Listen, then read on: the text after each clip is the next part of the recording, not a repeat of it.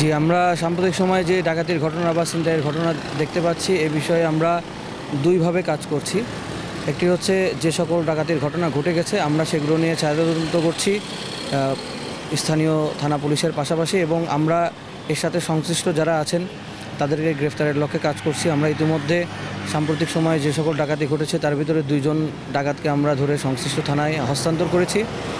এছাড়াও সামনের দিনগুলোতে যেন ডাকাতি না হয় এ লক্ষ্যে আমরা কিছু প্রোঅ্যাক্টিভভাবে কিছু কাজ করছি। যেমন আমাদের টহল কার্যক্রম আমরা বৃদ্ধি করেছি, আগের চেয়ে অনেক বেশি জোরদার হয়েছে টহল কার্যক্রম। মহাসড়ক কেন্দ্রিক আমরা টহল করছি, বিশেষ করে রাত্রিকালীন সময়ে আমরা বিশেষ টহল পরিচালনা করছি। আমাদের সারা রাতই টহল কার্যক্রম চলমান থাকে এবং দিনের বেলাও গুরুত্বপূর্ণ সময়ে গুরুত্বপূর্ণ পয়েন্টগুলোতে আমাদের টহল কার্যক্রম চলছে। একই সাথে আমরা বিভিন্ন জায়গায় চেকপোস্ট স্থাপন করছি, সেখানে আমাদের তল্লাশি কার্যক্রম পরিচালিত হচ্ছে।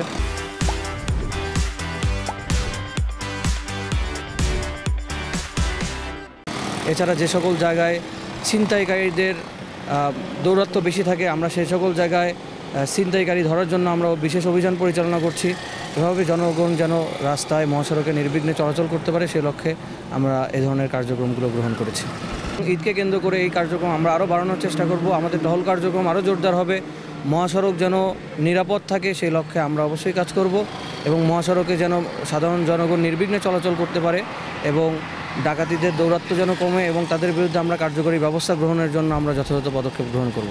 এ লক্ষ্যে আমাদের টহল কার্যক্রম চলমান থাকবে, আমাদের এখনও চলমান আছে এবং সামনের দিনগুলোতে আমরা আরও জোরদার করার চেষ্টা করব।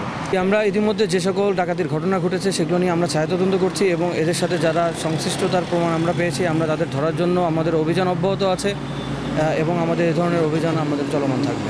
সাধারণ জনগণকে আমরা আশ্বস্ত করতে চাই যে আমরা আমাদের সর্বোচ্চ চেষ্টা করব।